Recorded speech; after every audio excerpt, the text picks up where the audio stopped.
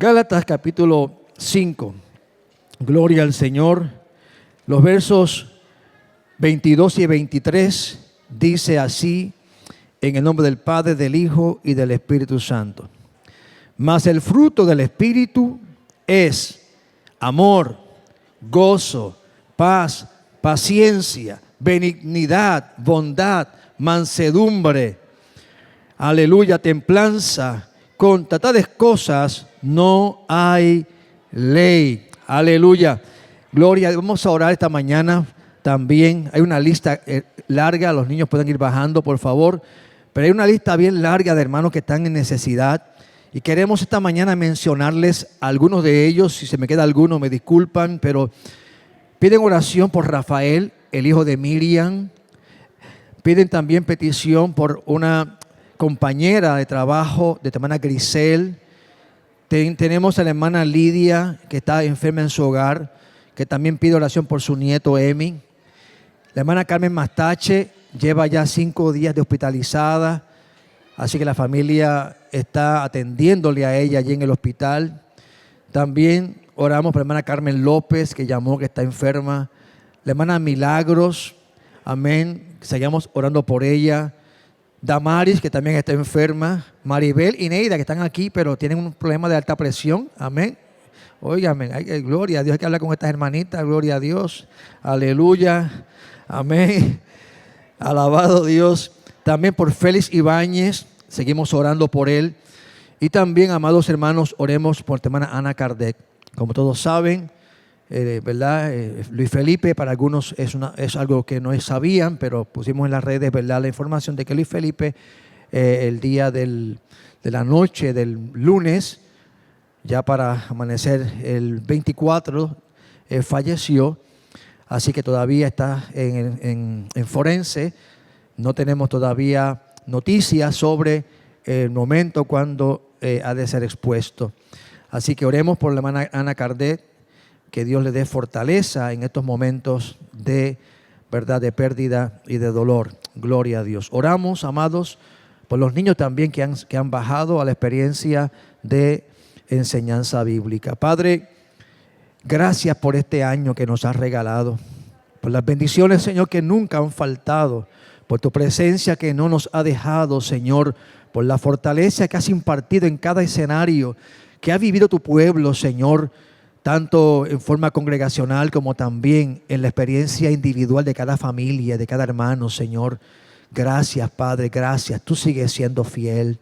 Señor amado, y en esta mañana oramos por esta lista de hermanos y hermanas, Señor, y quizás algunos se nos ha quedado, Señor, pero tú los conoces, que expresan, Dios del cielo, su necesidad. Padre amado, y oramos porque creemos que tú oyes la oración, Padre, que tú conoces nuestros corazones. Padre, por eso confiadamente venimos ante ti, ante ese trono de gracia y de misericordia, al cual tenemos acceso, Señor, directo a través de Jesucristo, nuestro gran sumo sacerdote. Aleluya, que con su muerte, con su sangre, nos abrió camino, aleluya, a ti, oh Padre Celestial.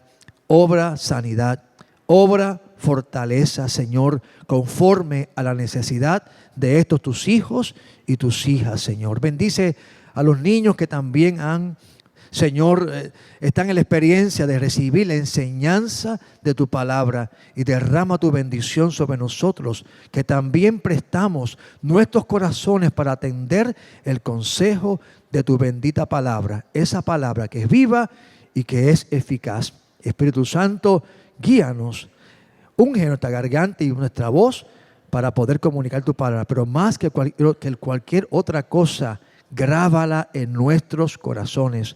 En el nombre poderoso de Cristo Jesús, damos gloria y honra. Amén. Pueden sentarse, amados. Gloria a Dios. Hay tantas cosas que decir.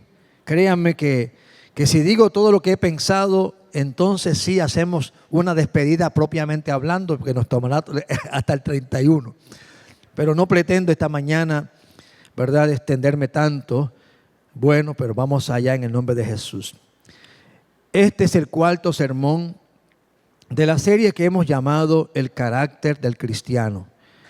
Para algunos que quizás no han estado aquí, algunas palabras de introducción para que puedan ubicarse en qué estamos hablando.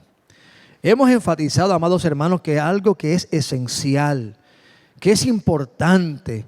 No hay palabras para describir, amén, la importancia del carácter del cristiano, del carácter de una persona. Eso es lo que realmente nos define a nosotros, el carácter.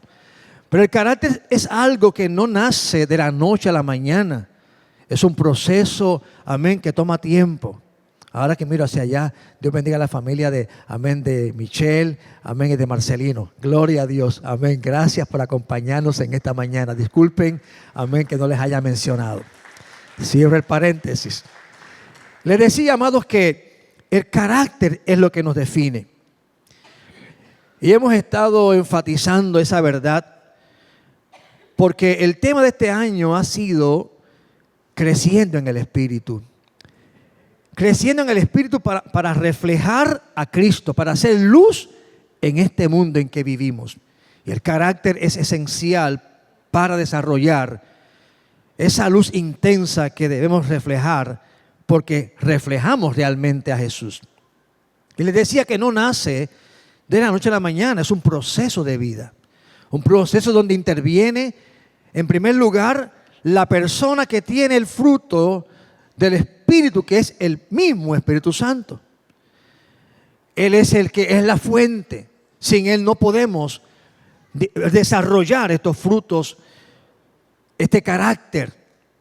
Y por supuesto, también es necesario la colaboración de nosotros, sus hijos, para poder dar lugar al desarrollo del carácter. Y específicamente hemos hablado bastante en este año sobre estos temas, pero cerrando este año hemos escogido el fruto del Espíritu, las 9 manifestaciones del fruto del Espíritu, para hablar de ellos como distintivos, como termómetros, como barómetros, como medida de cuánto nosotros hemos crecido en el Señor. Y cuando miramos este versículo y podemos evaluarnos en torno a cómo está mi nivel de amor, cómo está desarrollándose el gozo en mí, cómo está la paciencia, la templanza, la fe. Es decir, que son elementos, amados, que no son abstractos, son conceptos, sí, pero que pueden manifestarse y que deben manifestarse en nuestra vida. Por lo tanto, se constituyen en experiencias prácticas. Y ahí está el peso de esta palabra. Que no se quede, como dice Santiago, meramente en un conocimiento y luego olvidemos la palabra de Dios, sino que puedan concretizarse en nosotros como acciones, amén, palpables, visibles, que glorifiquen a Dios. Por eso les invito a que hagamos, amén, de esta palabra algo permanente en nosotros. Bueno, dicho esto, nos restaban 4 frutos para concluir el versículo que hemos leído. Es decir, hablar sobre la bondad, la fe, la mansedumbre y la templanza. Y comenzamos esta mañana a referirnos al fruto de la bondad. Es interesante cuando uno mira esta expresión de la bondad, porque allí el apóstol Pablo utiliza una palabra en el griego. Y perdónenme que siempre utilice el griego, que si el griego. Yo no soy un experto en griego, pero gracias a Dios les he dicho muchas veces que hay recursos que puedes consultar. Y no voy a hablar muy técnicamente, sino voy a resumir una información bastante vasta en unas breves palabras. La palabra que utiliza, y la tengo que decir para diferenciarla de otra palabra que se traduce bondad, es agatosune. Eso suena como medio a gato, ¿verdad? Pero bueno, no es del gato. Es una expresión que así se lee o intento leer en el lenguaje griego. Y la otra palabra es Créstotes. Son 2 palabras. Hay varias palabras que se traducen como bueno, pero estas 2 palabras son interesantes. Y son las palabras que en la Biblia, específicamente en el Nuevo Testamento, se utilizan para definir la palabra bondad. Ahora, la que utiliza Pablo es la palabra agatosune. Es la que utiliza Pablo en el pasaje de Gálatas. Y en forma resumida les digo que la definición de esta palabra y cómo las compara un erudito de la palabra de Dios que cita en el diccionario Vine, también usted puede buscar, puede googlearlo, todo lo que usted quiera. Créanme que lo que estoy diciendo está en la Biblia y está ya escrito. Así que si yo veo alguna referencia biográfica, usted me perdona, quiero avanzar un poquito. Pero un erudito de nombre John Lightfoot, que ha escrito obras tremendas sobre la palabra de Dios en el siglo XVIII, él dice que estas dos palabras tienen una distinción bien interesante. Una de ellas, Crestotes, habla de una disposición bondadosa hacia otras. ¿Escuchó? Una disposición bondadosa hacia otros. Pero sin embargo, la palabra agatosune, que es la que utiliza el apóstol Pablo en Gálatas, dice que esta se distingue como una actividad bondadosa en favor de otros. Y usted dirá, pero pastor, ¿cuál es la diferencia? ¿De qué está hablando entonces? Mire, como digo yo en Arroz y Habichuela. Sí, sencillo, amado. Y me llamó la atención tanto que yo leí, y hay tantas cosas que podemos hablar sobre esto, pero hay que avanzar un poquito. Y es que una de las palabras habla de una disposición hacia. Pero la otra dice que habla de una actividad bondadosa en favor de otros. No sé si usted distingue la diferencia entre una y otra. Una es sentir algo, pensar algo, una disposición. Mire, voy a plantearse un ejemplo. ¿Cuántos de nosotros, si yo preguntara hoy, cuántos de ustedes han visto una situación, han oído algo, han leído algo y eso le ha conmovido el corazón y usted ha sentido compasión y bondad y un deseo de hacer algo respecto a eso que ha leído? Bueno, si a usted no le ha pasado, a mí me ha pasado. Amén. De hecho, para que ocurra lo otro que voy a decir ahora, es necesario tener esa disposición de hacer lo bueno. Aquí nadie tiene disposición de hacer lo malo. No. Si a usted se le zafa algo, usted no quería hacerlo. Yo se lo aseguro a usted. Porque usted no planificó hacerle maldad a nadie. O aquí alguien ha hecho una planificación para hacer maldad. No. Créanme. Yo les creo porque me ha pasado. Cuando vemos algo, algo se nos revuelca adentro que es bueno y es una disposición para hacer algo. La pregunta segunda que le voy a hacer es la siguiente. ¿Cuántos han hecho algo? Aleluya. ¿Cuántos, habiendo sentido ese impulso, lo llevaron más allá del impulso, del pensamiento, del deseo? Lo llevaron a una concretización, a una realización de una acción concreta para que ese deseo se convierta en un acto real. A la primera pregunta, yo digo que todos decimos amén. Y a la segunda, ¿qué decimos? Pues mira, les confieso que muchas veces he deseado hacer cosas buenas. Me ha surgido una gran idea para tratar el asunto, pero ¿sabe qué? Se quedó en la idea. Se quedó en el deseo. Aleluya. ¿Me están entendiendo? Entonces, cuando Pablo utiliza la palabra agatosune, específicamente está diciendo que esa acción que era un crestotes, es decir, una inclinación, un deseo, se convirtió en una realización, en una manifestación. Es interesante que cuando Pablo, por ejemplo, utiliza esa expresión y la palabra manifestación aparece, es en el pasaje bíblico, amén, de Tito, que vuelve a utilizar la palabra bondad como agatosune. Mire, escuche este pasaje bíblico. Tito 3, 7, Tito capítulo 3, verso 3 al 7. Dice, porque nosotros también éramos en otro tiempo, y hace un resumen de lo malo que éramos. Insensatos, rebeldes, extraviados, esclavos. Óigame, ahí nos pone, ahí describe lo que éramos. Dice, viviendo en malicia, en envidia, aborrecidos, aborreciéndonos. ¿Alguna de estas cosas usted experimentó en su vida antes de Cristo? Pues yo creo que sí. Algunos todavía están viendo algo de esto, ¿no? Pero están en proceso. Aleluya, en proceso, amén, de que la gracia de Dios y el Espíritu Santo que mora en nosotros nos lleve a crecer. Ahora, escucha el verso 4. Pero todas estas cosas pudimos haber experimentado, haber vivido, pero cuando Pero cuando se manifestó. Todo. ¿Qué se manifestó? La bondad.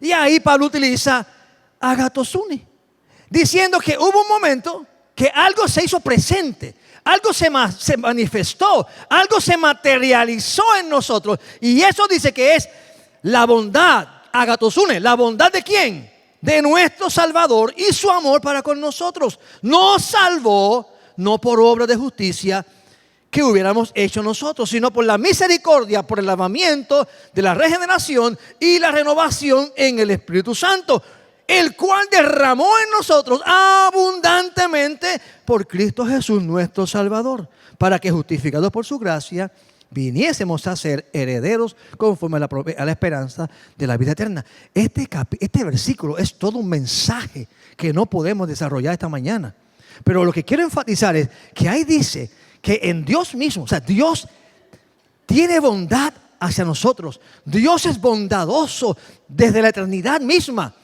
Pero Dios no se quedó en pensamiento, por decir una frase que yo creo que está irreverente sobre Dios. Pero tenemos que decirla para que usted entienda. O sea, Dios mismo no se quedó con el deseo de la bondad. Dios manifestó esa bondad y la manifestó a través de Jesús, que murió realmente en la cruz. No es una ficción, no es una falacia, no es algo que ocurrió hipotéticamente. Eso pasó en la historia. La irrupción de Cristo en la historia es la manifestación de la bondad de Dios. Aleluya. Con esto les quiero decir, además de resumirles rápidamente, es que cuando están diciendo que el fruto del Espíritu es bondad, es que tú tengas el deseo de hacer lo bueno. Es lo primero. Lo segundo es que no te quedes con el deseo. Haz algo, porque Dios mismo manifestó su bondad. Y tú y yo tenemos que ser, amén, consecuentes con esa misma expresión de Dios. Mire, Pablo le habla a los Romanos, capítulo 1, verso 14, y les dice lo siguiente: pero yo estoy seguro de ustedes, hermanos míos, es decir, hermanos en la fe, porque la bondad, hay gente que puede tener una inclinación a lo bueno, porque son gente morales, gente que aman la humanidad, aman a los pejos, aman a los gatos, a veces más que a los seres humanos.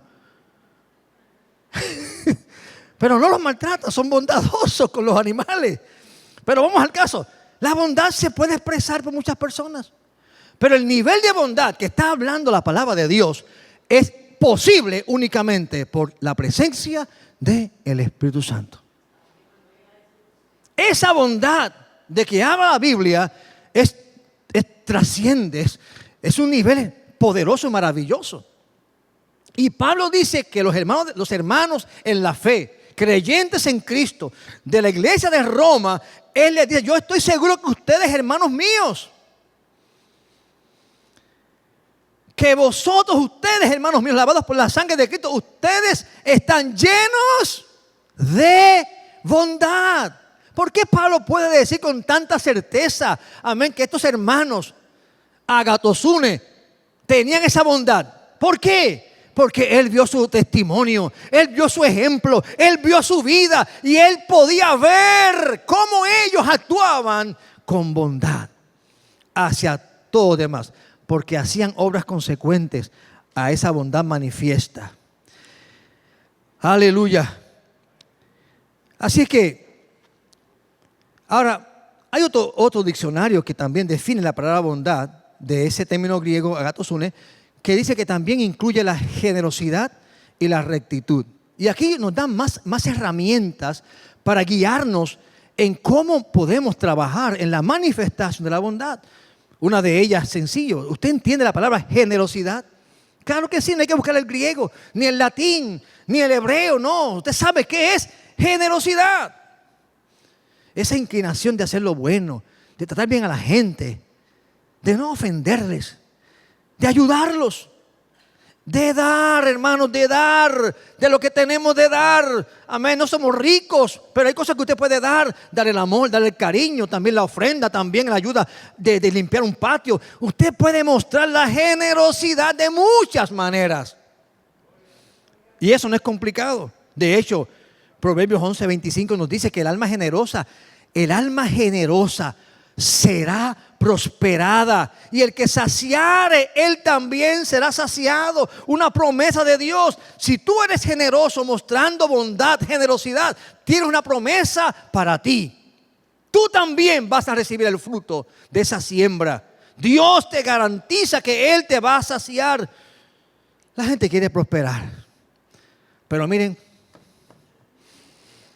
aleluya, no sueltan nada.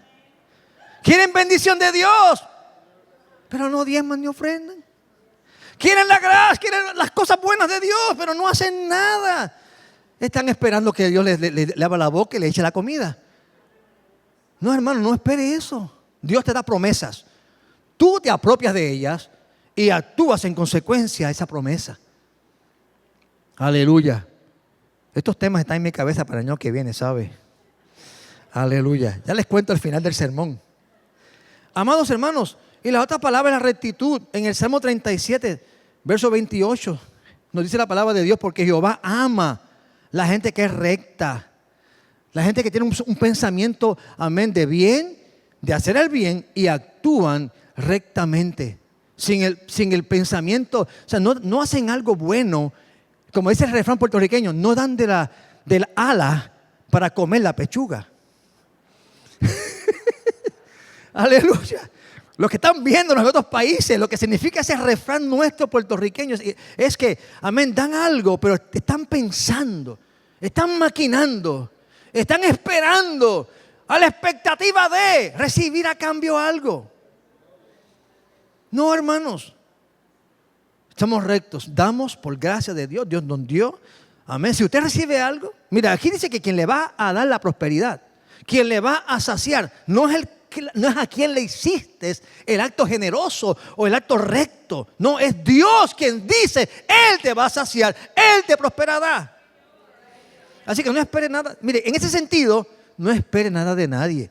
Haga las cosas con un corazón desprendido, recto, sin ninguna motivación incorrecta en la acción que está haciendo. No se le ocurra. Es más, cuando usted detecta que usted está esperando algo, no la haga. No la haga. Mejor no la haga. Porque está dañando el propósito. Y recuerde esto siempre, amados hermanos, que Dios ve más allá de la acción. Dios ve el corazón. Y con Caín pasó lo mismo. Él dio algo bueno, pero Dios no la recibió. No porque era malo, amén, los vegetales, no porque el tomate, no, eso no era malo. Lo que dañó la ofrenda fue el corazón. Y no hablo ahí porque ese es otro sermón para el año que viene. Aleluya, gloria a Dios. Ahora, movámonos un poco a la segunda fruto que hoy nos corresponde, que es la fe. Hermanos, y la fe, Dios mío, hablar de la fe, eso es todo una serie, no un sermón, toda una serie. Ahora, pero escuche bien, y yo nunca me había percatado, hermano, miren cuánto hablamos de la fe. Pero escuche, la definición del diccionario, y vuelvo y repito, usted sabe, dice que la fe es el estado de ser alguien en quien se puede depositar plena confianza. Esa persona es altamente confiable, fiable y fideligno. Y lo voy a explicar ya mismito esa palabra. Hoy es domingo, ¿sabe? Así que algunas palabras hay que decirlas. Aleluya. Pero no se preocupe, las vamos a definir. Ahora, escuche esto. Lo primero que me sorprendió de esta definición es la palabra estado de ser alguien. Y yo pensaba hasta madrugada que estaba estudiando, y ayer que estaba estudiando, amén, que la fe es lo que yo puedo hacer. Dame fe, Señor. Pero la fe no se alimenta de lo que yo creo, lo que yo puedo. Sí se alimenta de allí. Pero la fe es en quién yo la deposito. La fe es quién es el objeto de esa creencia, de esa disposición a decir. Por eso es un estado. ¿Y dónde radica el estado de la fe? ¿Sabe una cosa? Es Dios. Es Él. ¿Cuándo yo tengo fe? Cuando deposito en Él porque Él me ha demostrado la fidelidad, la confianza, la verticalidad de ser digno de depositar en Él la confianza. Así que la fe es donde tú pones tu confianza. No es tanto cuando te esfuerzas por creer. Es que tú sabes de la persona a quien has depositado esa creencia. Y por eso es que es importante que la relación con Dios debe crecer. Porque en la medida que le conoces, tu fe aumenta. Cuando tú dices, yo quiero tener más fe, replantéate la petición y di, ¿cuánto conozco de Dios? Porque Él es el estado de la fe. Y yo decía, ¿cómo? Dios mío, tantas veces peleando con esto de que dame más fe, Señor. Cuando estaba diciendo, ¿cuánto más te puedo conocer? ¿Cuánto más puedo intimar contigo? Porque tú eres el que es la fuente. Aleluya. Bueno, no sé, a mí me produjo como un despertar para reubicarme respecto a mi fe. Aleluya. Así que piense de esta manera. La fe es en quien tú has puesto la confianza. Eso va. Así que el valor de la fe es donde, esta es mi definición ahora, retomando la del diccionario que acabo de leer. La fe entonces es el valor, o la fe del valor es donde la pones. Es una postura, decisión, no es un sentimiento. No es sentir, ay, cuánta fe. No. Es la decisión de saber dónde la pones y la decisión que tú tomas con relación a esa persona. Y en este caso, Dios. De poner en Dios toda tu confianza. Ponerla en Él y descansar en Él. Sabiendo que, en primer lugar, Él es confiable. Él es fideligno, verídico. En Él no hay falsedad. Por eso que en la medida en que nos relacionamos con Dios, hermanos, y le conoces, cada día tu fe entonces aumentará. No es cejando los ojos, va a pasar. No. Señor, hazlo. No. ¿Cómo está tu relación con Dios? ¿De verdad confías en que Él lo puede hacer? ¿Dónde lo leíste? ¿Dónde te lo prometió el Señor? Yo sé que Él dijo esto. Y yo le creo esa palabra. Porque Él es confiable. Mire, el salmista, voy a leer solamente un versículo rápido. En el Salmo 115, verso 19 al 11, hay 3 momentos en ese salmo donde hay un llamado del salmista a que confiemos en Jehová. Dice, oh Israel, confía en Jehová. Él es tu ayuda y tu escudo. Casa de Aarón, confía en Jehová. Él es vuestra ayuda y vuestro escudo. Los que teméis a Jehová, confiad en Jehová. Él es vuestra ayuda y vuestro escudo. Esta palabra es un llamado. Confíen en Él. ¿Por qué? Porque Él es nuestro ayudador. De hecho, dice Isaías 26:3, tú guardarás en completa paz aquel cuyo pensamiento en ti persevera, porque en ti ha confiado. ¿Qué ocupa tu pensamiento? ¿Los problemas que tienes? Bien, hay espacio para ellos también, porque son realidades que vives. Pero además de eso, ¿con qué lo llenas?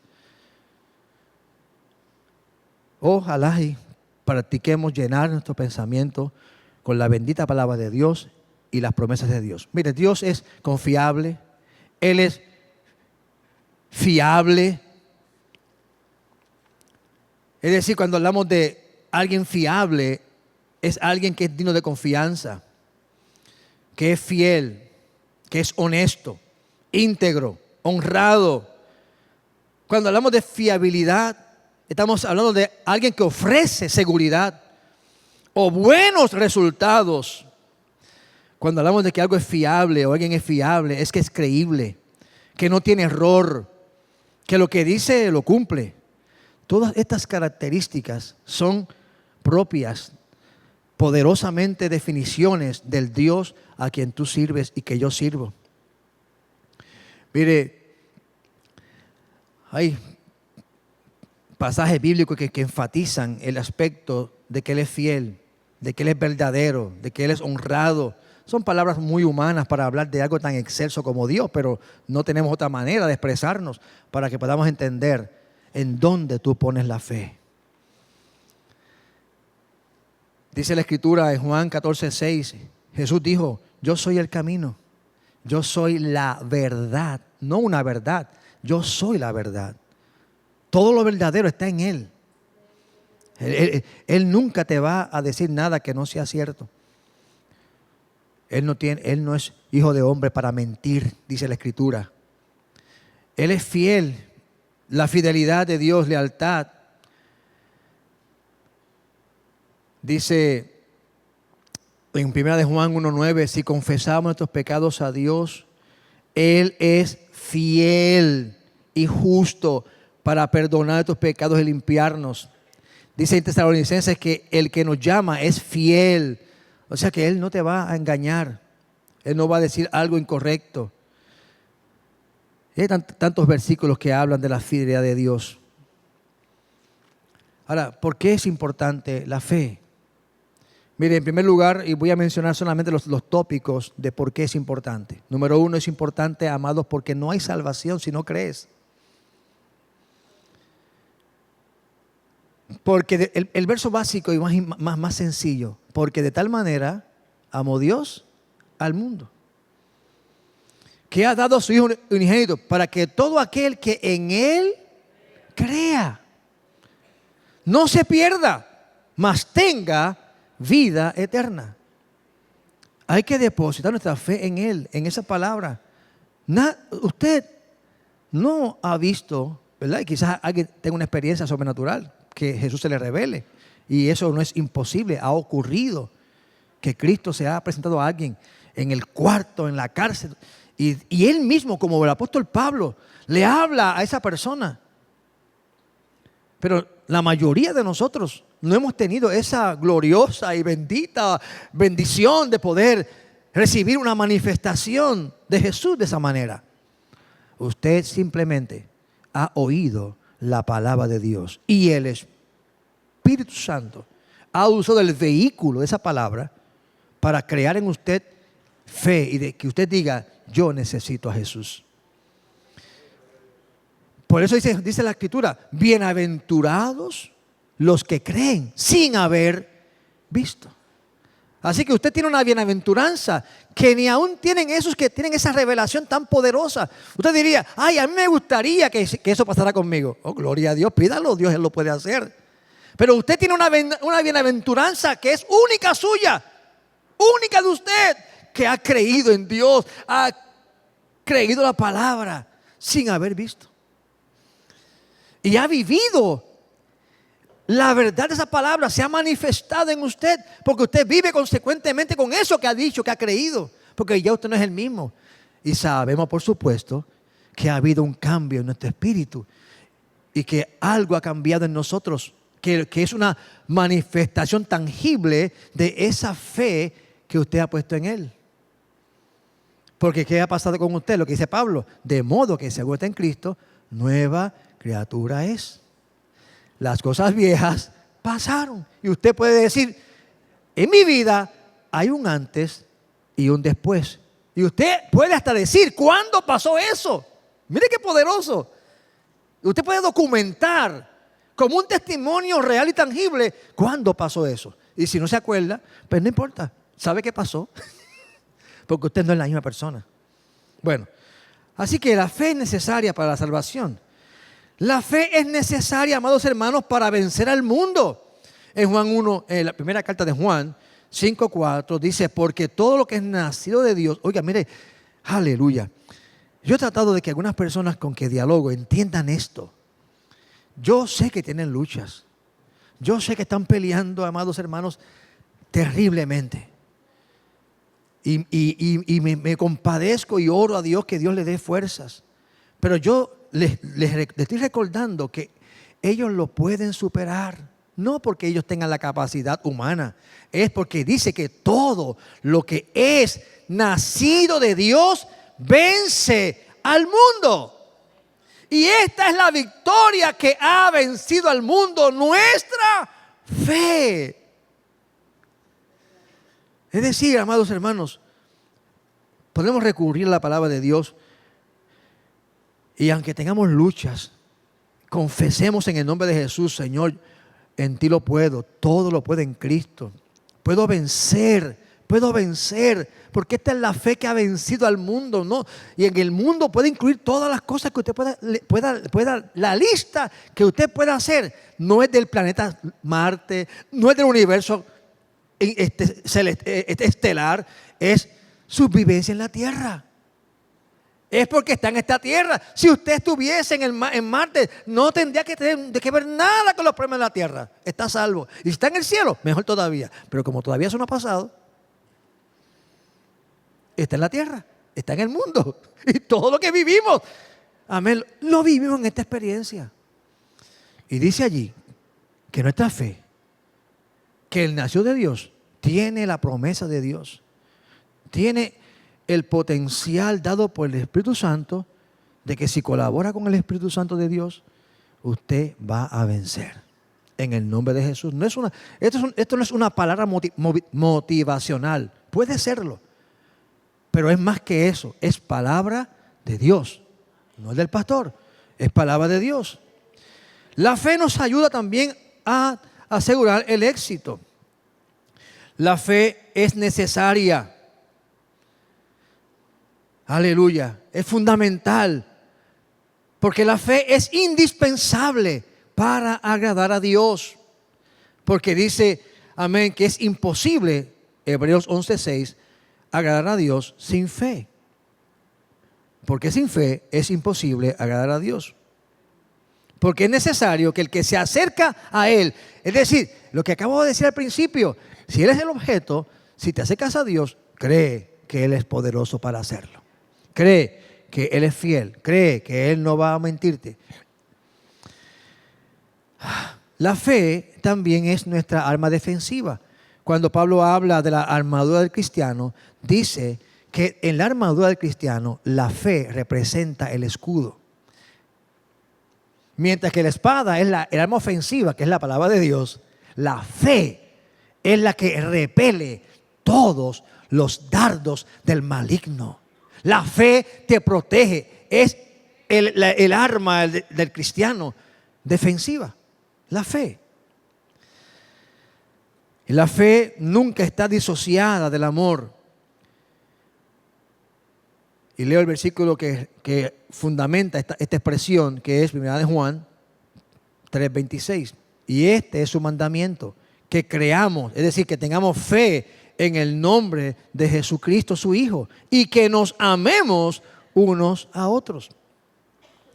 Y podemos hablar, hermanos, ampliamente con solo leer los 40 versículos que están en la escritura de Hebreos 11, que es el mapa. O sea, Hebreos 11 representa los resultados. ¿Qué es la fe? Primero que nada, la define. ¿Qué es la fe? La fe es la certeza, la confianza de lo que no vemos, puesta ¿dónde? En Dios, en Él, lo hemos dicho ya.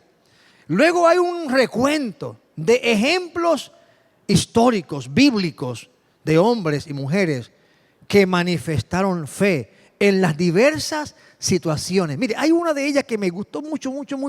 Todas me gustan. Pero mire esto, un ejemplo. Tomemos los papás de Moisés. Ellos retaron la ordenanza del faraón porque tuvieron fe. Abraham, contra toda probabilidad humana, tuvo que poner en ofrenda a Isaac. Pero él tuvo la fe de que si lo mataba, Dios lo levantaría. O sea que si alguien creyó en la resurrección antes de que hablase la escritura de ella, fue Abraham. Son historias poderosas de gente que confiaron en Dios. Confiaron de tal manera que contra toda lógica ellos actuaron. Por eso que la fe a veces no va con la lógica humana. La gente dice, ustedes los cristianos son locos. Y Pablo dijo, ¿es verdad? Sí, porque el evangelio es locura al que se pierde. No entiende. ¿Por qué creemos? Confiamos en Dios. ¿Por qué alguien en los países perseguidos se dejan matar? ¿Por qué alguien allí no niega a Cristo mientras están degollando su familia? ¿Por qué? Porque saben en quién es Dios y lo que ha prometido. Aleluya. Bueno. Y entonces, ahí se nos habla de esos personajes. Y debemos volver a repasar esos 40 versículos. Los tengo aquí anotados, pero no los voy a leer. La fe, tan esencial. Pasemos al tercer fruto de esta lista que nos resta. Nos quedan 2 más. Porque el fruto del Espíritu es mansedumbre. Y la mansedumbre en el lenguaje de la Escritura representa gentileza, humildad. Así que tenemos que la mansedumbre tiene 2 distintivos importantísimos. El primero es la humildad y el segundo es la gentileza. Mire, yo creo que no hay que explicar mucho sobre qué es ser humilde. La Escritura nos habla de que tenemos que buscar la humildad. Dice en Sofonías 2:3, buscad a Jehová todos los humildes de la tierra. Hay que buscar, dice, buscad justicia, buscad mansedumbre. Esa es una orden de Dios. Tenemos que buscar el ser mansos, el ser humildes, el ser gentiles. Hay grandes promesas de Dios a estas virtudes que muchos no apelan a ellas porque piensan que están siendo menos, que degrada su estatus posiblemente, cuando es todo lo contrario. Por ejemplo, uno de los ejemplos que les voy a leer, tengo aquí unos 7 versículos, pero solamente quiero leer 2 de ellos. El Salmo 37, verso 11 dice, pero los mansos heredarán la tierra y se recrearán con abundancia de paz. Mire qué paradoja. O sea, Dios dice que los que van a ser grandes en la tierra, los que van a heredar las cosas poderosas de Dios, son los mansos, los humildes. Y que ellos van a recrearse en la abundancia de paz. Jesucristo hablando en Mateo 5:5, que es el sermón del monte, dice, bienaventurados los mansos, porque ellos recibirán la tierra por heredad. El salmista lo habló, lo profetizó, y Cristo, ¿qué hizo? Le puso el sello, es verdad. Los mansos recibirán la herencia de Dios. Óigame, que yo sepa, no hay nada más grande que lo que Dios nos da como herencia. La gentileza, otra característica de la mansedumbre. Dice en Filipenses 4:5, vuestra gentileza sea conocida de todos los hombres. El Señor está cerca. Dice, miren, sean gentiles, Cristo viene pronto. Cambien esa actitud, amén. Sean gente gentil. Aleluya. Así que la mansedumbre, la humildad, es contraria a, contrasta. Es que hay palabras que se me queda la lengua. La mansedumbre contrasta con la altivez. Y quizás el ejemplo más claro y contundente de esto es cuando Jesús llega al templo un día y está observando a los que entran a orar al templo. Lucas 18. Y ve allá a un publicano. ¿Qué era un publicano? Alguien despreciable. Alguien que la gente lo tenía, pero bien. Estaba en la lista negra de los judíos. Los publicanos. Sin embargo, este publicano sintió la necesidad de ir al templo. Por eso que las puertas del templo no se pueden cerrar a nadie. Aunque no nos guste su apariencia. Aunque no nos guste cómo vive. Es el lugar donde debe llegar. Y no mirarlos por el hombro. Porque en el templo aquel día Jesús se dio cuenta de 2 personas. Ese publicano que llegó, que desde que entraba por la puerta estaba golpeándose el pecho, diciéndole a Dios, sé propicio a mí que soy un pecador. Era lo que decía. Porque el peso del pecado era grande sobre él. Pero entró otro, un fariseo. Y entró con pombas y platillos. Aquí llegó el santo. El que no peca, el que no falla. Y comenzó a levantar la voz, mientras que a aquel no se le escuchaba. Porque ahora, ¿sabe qué? Mire, es algo interesante que se me ocurre pensar ahora. O sea, Cristo tiene oídos bien finos para escuchar al que clama a Él y declara su humildad. Oídos muy finos. Porque no se dice que Él estaba gritando, el publicano, pero Jesús lo escuchó. El otro, por supuesto, por la gritería que tenía, ya ensordecía a todo el mundo, incluso a Jesús. Pero Jesús tiene oídos finos, muy finos, para escuchar lo que estás diciendo tú en tu corazón. Aunque alguien esté gritando al lado tuyo. Qué poderoso, ¿verdad? Eso es para otro sermón. Eso nunca se me había ocurrido. Los oídos finos de Jesús. Pastor Pedro, anote ese tema por ahí, los predicadores por ahí. Los oídos finos de Jesús. Tiene oídos finos para escuchar el corazón humilde. Aleluya. Y usted sabe la historia. Dice que al final, ¿quién salió justificado? ¿Quién salió perdonado?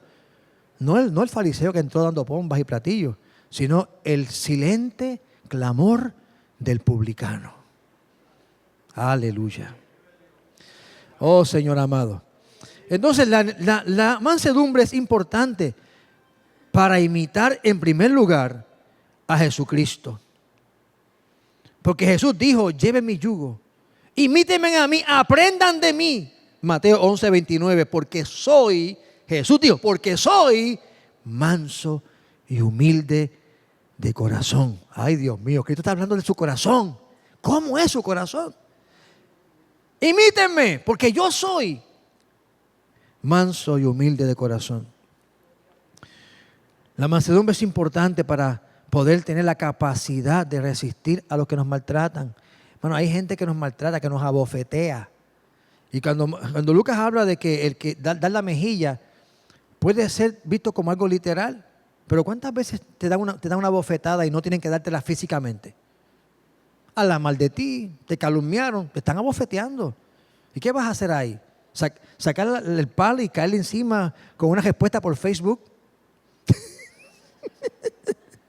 Sí, hermano, porque ahora las respuestas se dan por Facebook. Ay, Señor amado. Hermanos, hay que dejar esos comentarios y quitarlos. Yo le confesé a ustedes, de verdad, una reacción que tuve. Le escribí a alguien, pero bueno, yo lo bojé. Aleluya. Ojalá haya sido a tiempo. Gloria a Dios. No está en Facebook, no lo busque, no está en Facebook. Fue algo personal, ¿sabe? Algo, pero lo hice, hermano. Lo hice, punto. ¿Qué voy a decirle? Entonces, con justicia o no, porque hay veces que usted tiene que hablarle a la persona, pero mejor se lo decimos de frente, ¿verdad? Con respeto, difiero de ti, esto que hiciste no me gustó. Eso es valentía. Escribir es un acto, ¿verdad? Pues menos valeroso o de menos valentía. ¿Por qué tenemos que ser mansos, hermanos? Mire lo que dice Santiago 3:13. Es una pregunta que hace el apóstol Santiago. ¿Quién es el sabio y entendido entre ustedes? Muestre por la buena conducta sus obras en sabia mansedumbre. Mire, yo miraba este texto, y perdónenme que me detenga un minuto aquí, y es que hace una pregunta, ¿quién es el inteligente? ¿Quién es el sabio? ¿Quién es el entendido? El entendido es aquel que no oculta lo que está haciendo para Dios. No. O sea, no hay problema en que tú manifiestes las cosas que estás haciendo, pero no te des bombas y platillos. Sé manso. Si tú testificas algo de lo que has hecho para Dios, para bendecir a otros, hazlo con humildad. Y vuelvo y repito, si te ocupa el pensamiento que hay engrandecimiento de lo que dices, tampoco lo digas. Pues entonces, ahora si el propósito es de edificar, pues tú puedes hablar de las cosas que tú haces. Eso no hay problema con eso. Y yo veo que Santiago está diciendo, ¿quién es el entendido? ¿Quién es el sabio? El que puede mostrar lo que está haciendo para Dios con mansedumbre. Esa persona es, mire, como dice G. Ávila, inteligente. Amén. La humildad, amados hermanos, es necesaria. La mansedumbre es importante para mantener la unidad del cuerpo de Cristo. Eso es vital. Mire lo que dice el apóstol Pablo, y esto lo voy a leer completo. En Efesios 4, 1 al 3 dice la Escritura: yo pues preso en el Señor os ruego, dice, os pido, os ruego, les suplico que anden como es digno del llamado de Dios, de esa vocación. ¿Cuál es tu llamado? Ser hijo de Dios. Esa es la vocación tuya. Dios te llamó a este ministerio, aunque no prediques con un micrófono. Tú eres hijo de Dios. Fuiste llamado por Dios. Y dice él, que andéis como es digno, a la altura de ese llamado.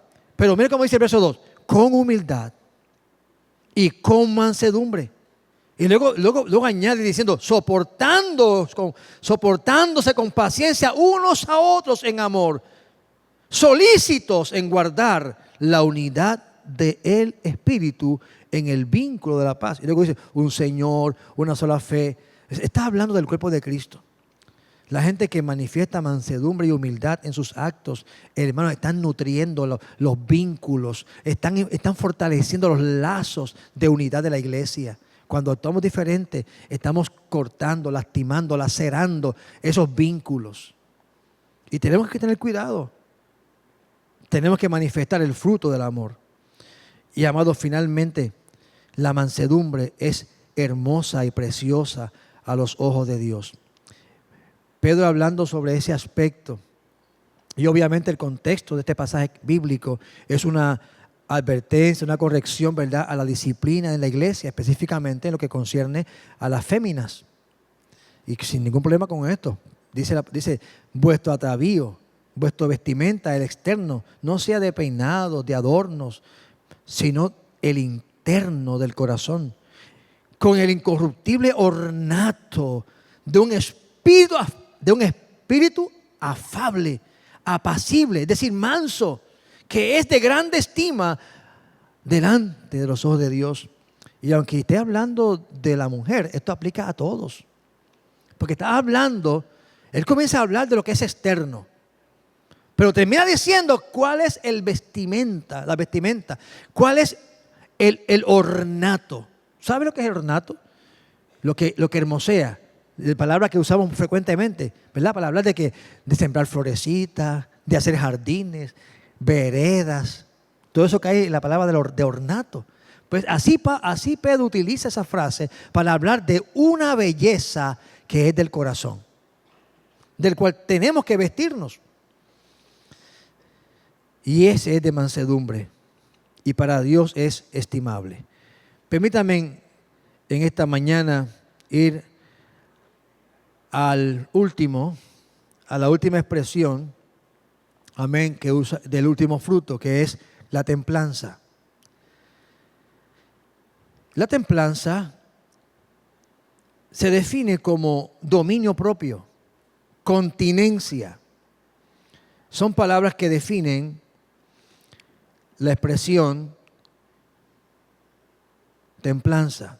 Hay una definición que escribí acá, que está hablando cómo se debe también ver el versículo. Dice uno de los recursos que se consultó como un léxico, dice, una traducción adecuada de la expresión templanza es ejercer control. Puede requerir un equivalente idiomático, como por ejemplo, contenerse, mandarse a sí mismo, ser jefe de sí mismo, hacer que el corazón sea obediente, mandar sobre los propios deseos, ser dueño de lo que uno quiere o no quiere decir al propio cuerpo. O sea que es una palabra amplia. Un dominio físico, un dominio emocional, sobre todo cuando ocurren situaciones sumamente provocativas y la tentación. Mire, la templanza es importante por muchas razones y el tema lo vamos a limitar a estas expresiones en esta mañana. Porque vuelvo y les digo, hermano, este es material para el próximo año. Y les voy a explicar por qué es material para el próximo año. Así que usted me va a escuchar repitiendo algunas cosas de las que estoy diciendo en esta mañana.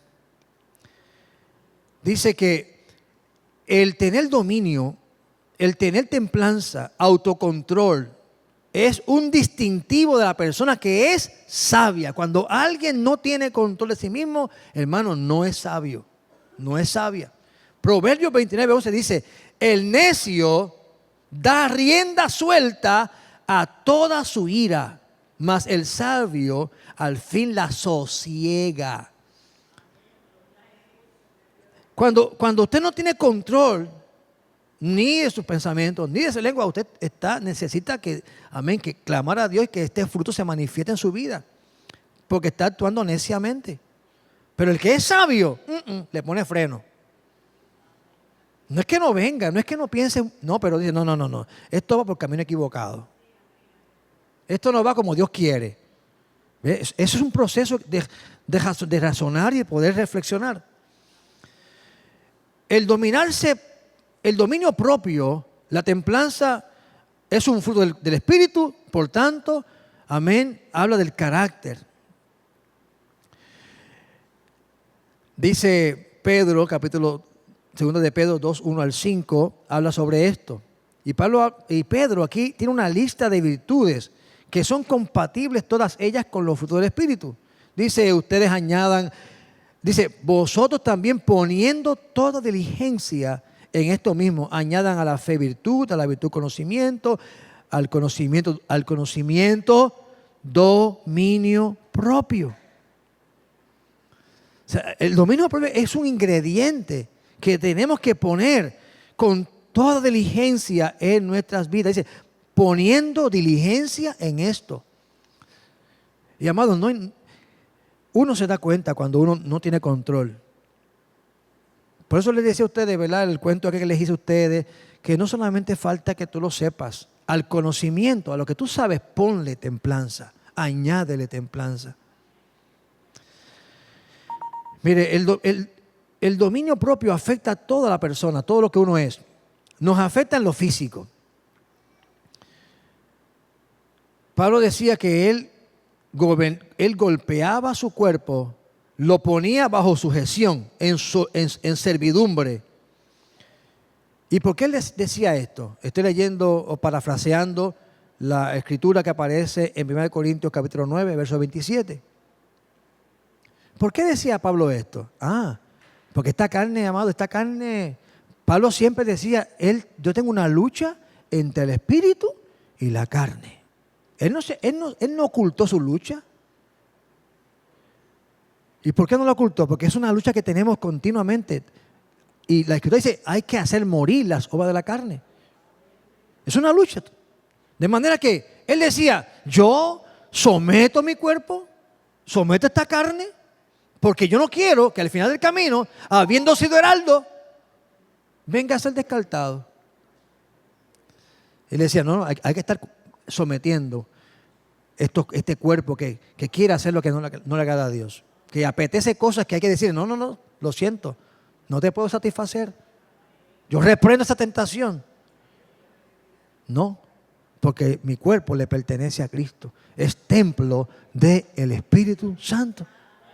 Aleluya. También habla de la disciplina de la mente.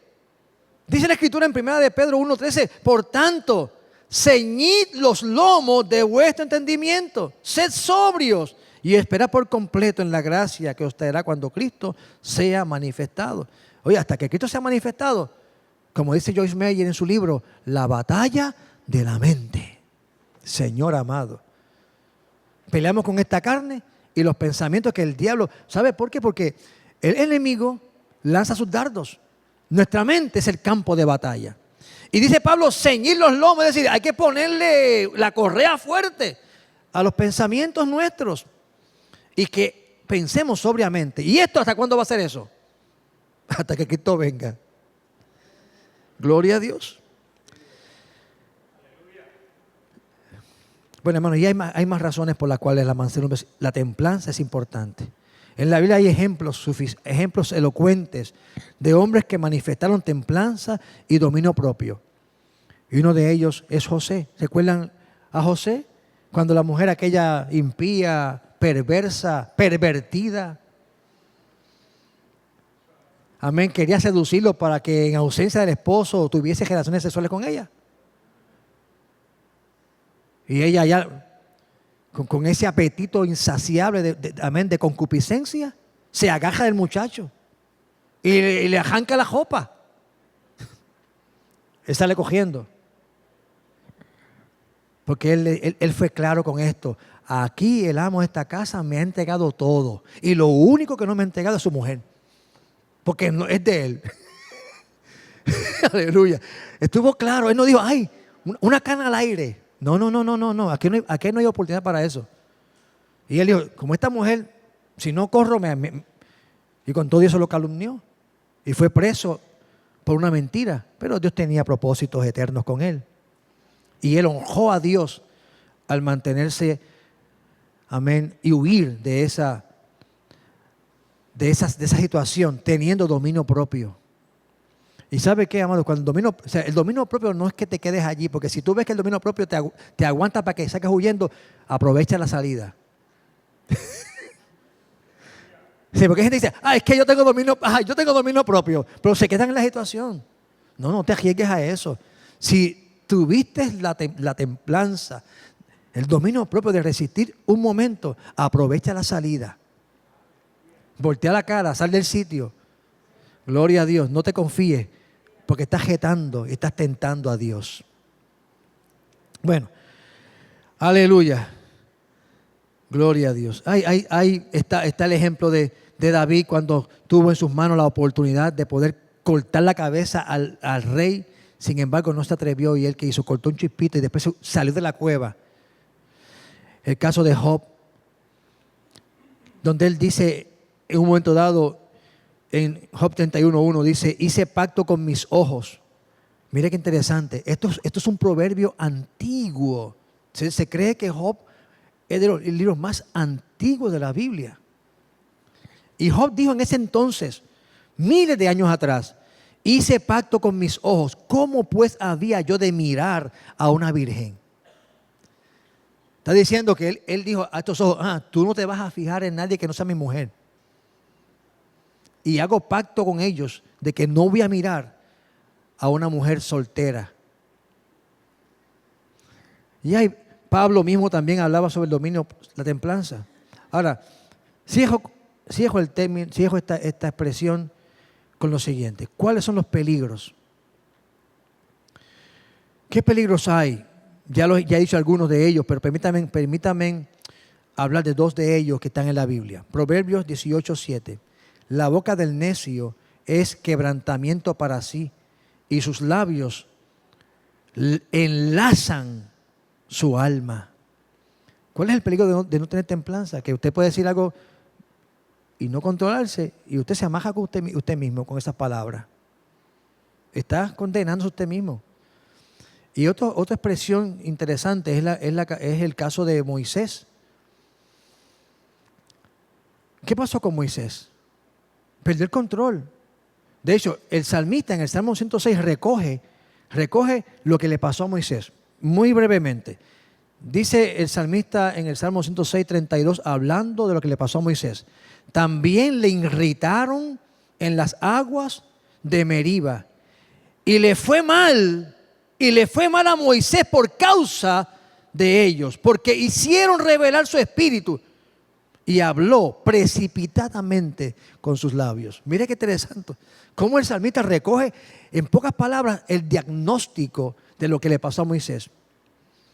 Que se dejó irritar por la gente y soltó la lengua y no hizo lo que tenía que hacer. Y golpeó la piedra. Y por esa causa no entró a la tierra prometida. Un hombre tan manso como este. Porque dice la Biblia que había hombre como Moisés manso, no había otro. Sin embargo, mire cómo una situación le irrita su espíritu al punto de que él pierde el control. Y perder el control le costó no entrar a la tierra prometida. Consecuencias de no tener dominio propio.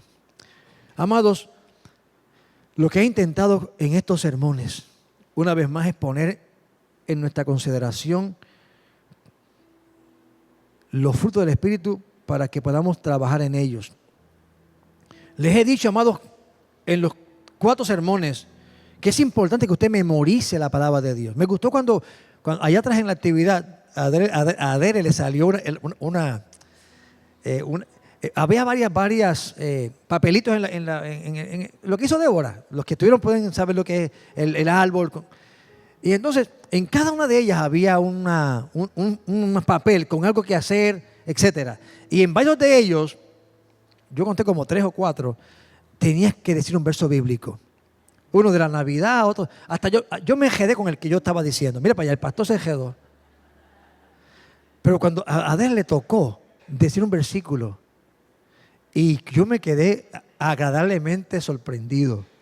Él dijo perfectamente, Gálatas capítulo 5, versos 22 y 23. Lo repitió en el orden preciso. Yo todavía estoy, ¿cuál es el primero? Templanza. Y lo voy contando, para que no se me quede ninguno. Sí, hermano. Pero estoy trabajando en esto, hermanos. Porque si yo predico la palabra de Dios, yo soy el primero que tengo que ponerla en práctica. Y créanme que me ha bendecido. Memorizar los 9 frutos. Porque cuando yo lo estoy mencionando, también estoy haciendo un autorretrato de mi vida. ¿Cómo estoy respecto al amor? ¿Cómo estoy respecto a la templanza? Y ¿sabe? Descubro que me falta. No es un pecado descubrir que me falta. El pecado es no hacer nada. Porque dice la Escritura misma que el pecado está en el que sabe hacer lo bueno y no lo hace. Entonces, yo comienzo haciendo esa evaluación. ¿Cómo estoy respecto al fruto del Espíritu? Y si descubro que estoy falto, entonces, ¿qué me dice un pasaje? O sea, lo segundo que les he pedido a ustedes consecuentemente es que se aprendan ese pasaje. Y segundo, que se aprendan un versículo donde usted entiende que necesita ser fortalecido en ese fruto.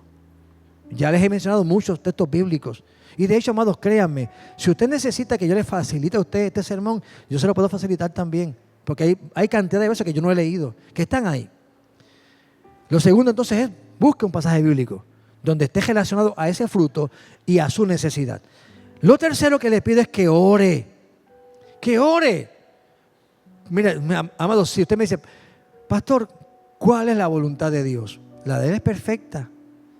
Y si yo estoy pidiendo algo que está claramente de acuerdo a lo que Dios quiere, hermano, usted está orando por la perfecta voluntad de Dios. Porque está orando lo que Dios quiere que tú ores. Y créanme que si usted le pide a Dios, Dios mío, yo quiero que me ayude, que el Espíritu Santo que esté en mí me fortalezca mi espíritu para poder desarrollar este don, este fruto o estos dones también. Usted está pidiendo algo que a Dios le agrada. Y créanme, Dios le ha de ayudar. Y lo cuarto es, amados, mire, en todo lo que usted esté haciendo, en este desarrollo, examine siempre su corazón. Que la motivación sea glorificar a Dios, crecer en Dios y bendecir a otros. No es para que usted se engrandecido y diga, mira para allá, yo estoy lleno, estoy florecido de los 9 frutos del Espíritu. No, hermano, de eso déjeselo a Dios. Usted manifiéstelo. No es malo que usted mencione algunas cosas como testimonio, cómo ha crecido. Un día se para, hermano, yo tuve que trabajar fuertemente con el Espíritu de Dios en mi vida porque tenía una raíz de amargura. Y ve ese testimonio que habla de cómo usted ha crecido en el amor. Dígalo, gloria a Dios, va a bendecir a mucha gente. Pero que sea la motivación siempre de honrar a Dios. Hermanos, concluyo con esto. Este año 24, del cual nos quedan solamente algunos días para concluir, hemos estado hablando, les he dicho, sobre el crecimiento en el Espíritu. ¿Cómo podemos crecer en Dios? ¿Cómo el Espíritu Santo trabaja en nuestras vidas para producir todos estos hermosos frutos que hermosean la vida cristiana? Les he dicho a ustedes, amados hermanos, en todos estos sermones, incluyendo el de hoy que terminamos con esta serie, amén, lo que Dios quiere de nosotros, lo que Dios nos pide. Y también les he hablado un poco también de cómo lograr hacerlo. Pero el año que viene, con el favor de Dios, vamos a añadir a esto que hemos dicho, a enfatizar con mayor insistencia que llevemos estas cosas a la práctica. Que no podemos quedarnos solamente con las buenas intenciones. Y he titulado o he puesto como lema del 2025, mayordomía integral. ¿Por qué mayordomía integral? Porque todas estas cosas que estamos hablando hay que llevarlas a la práctica. Y no hay mejor ejemplo que podamos utilizar, a mi entender, que un mayordomo. ¿Qué es un mayordomo? Alguien que está sujeto a una autoridad que le ha dado responsabilidades. Todo lo que hemos hablado son los deberes que Dios nos ha entregado. ¿Qué vamos a hacer con todo esto? ¿Qué vamos a hacer? Si queremos ser buenos mayordomos, tenemos que poner en práctica y obedecer a aquel que nos está dando toda esta palabra para que lo hagamos. Todos los frutos que hemos hablado están ahí. Él los dio. Pero yo tengo que ser un administrador, trabajar. El mayordomo no está ocioso, está trabajando. Y le he llamado mayordomía integral porque queremos cubrir con el favor de Dios con mayor amplitud. Porque he dicho esta mañana que nosotros somos cuerpo, somos espíritu, alma y cuerpo. Lo he dicho en estos sermones. Y hay que administrar todo lo que concierne al espíritu. Y estamos hablando de eso. Pero también tenemos que tener mayordomía sobre lo que tiene que ver con el alma. Y ahí hay cantidad de cosas, como por ejemplo lo que hemos hablado de la templanza, la conducta, los pensamientos. Tenemos que trabajar con eso, hermanos. Ser mayordomos. Y también tenemos que tener mayordomía del cuerpo, de las cosas físicas. Mayordomía del cuerpo nuestro. Mayordomía del tiempo. Mayordomía de los recursos que Dios nos ha dado. Mayordomía del ambiente, de la tierra, del lugar donde Dios nos ha sembrado. Hermanos, nuestra mayordomía abarca todo. Y quizás con 52 sermones con tema de la mayordomía no alcanzamos a cubrir todo. Mira la importancia de un mayordomo. Y el texto bíblico que escogí para este año es: y dijo el Señor, Lucas 12, 42 y 43. Y dijo el Señor, ¿quién? Es una pregunta que hace Jesús. ¿Quién es el mayordomo fiel y prudente, al cual su Señor pondrá sobre su casa, para que a tiempo les dé la ración? Bienaventurado aquel siervo, al cual cuando su Señor venga, le halle haciendo así. Tú y yo vamos a trabajar en todo esto, hermanos, hasta que Cristo venga. Y cuando el Señor venga y Él examine nuestro trabajo, Él diga: ven, buen siervo fiel. En lo poco fuiste fiel, en lo mucho te pondré. Entra en el gozo de tu Señor. Somos mayordomos. Y de eso hablaremos, con el favor de Dios, en el próximo año 2025. Muchas bendiciones, muchas felicidades. Amén. Me siento honrado por Dios de estar aquí como su pastor. Es un gozo, es una alegría, es un compromiso, es un peso también. Pero créanme que he visto su amor, su compromiso, su misericordia, su paciencia. Y gracias a todos y todas por esa manifestación de amor hacia mi persona, la de la pastora, de mis hijos, de mis nietos. Yo comparto con mi esposa una frase que ella usa con frecuencia, que si los aman a ellos, nos aman a nosotros, y es lo más importante. He visto eso con ustedes y les agradezco de corazón esa forma, esa manifestación del amor de Dios, que es fruto del Espíritu de Dios. Así que muchas bendiciones. Con todo mi corazón deseo que ustedes puedan disfrutar el próximo 25. Amén. Aleluya. Y queremos cerrar esta mañana con una oración. Les pido que estemos de pie. Amén. Y esta oración la haremos general, pero tampoco queremos cerrar la oportunidad esta mañana, que si alguien que está presente o que está viéndonos a través de las redes sociales necesita la oración. La primera oración importante que queremos hacer es: si alguien todavía no ha recibido a Jesucristo como Salvador, no cierre este año sin hacer ese pacto con Dios. Reciba a Jesús como su Señor y como su Salvador. Ahí comienza la aventura gloriosa de conocer al Dios Todopoderoso y experimentar todo lo que Él tiene para su vida. Si hay alguien, el altar se abre para usted. Haremos una oración en este momento en torno a esta petición. Si alguien hoy quiere reconciliar su vida con Cristo, ore conmigo y diga: Jesús, he oído tu palabra, creo en ti y te entrego mi corazón. En el nombre de Jesús, perdona mis pecados. Si has orado así, yo te invito a que te acerques al altar. Y si estás en tu casa, déjanos saber que has orado así.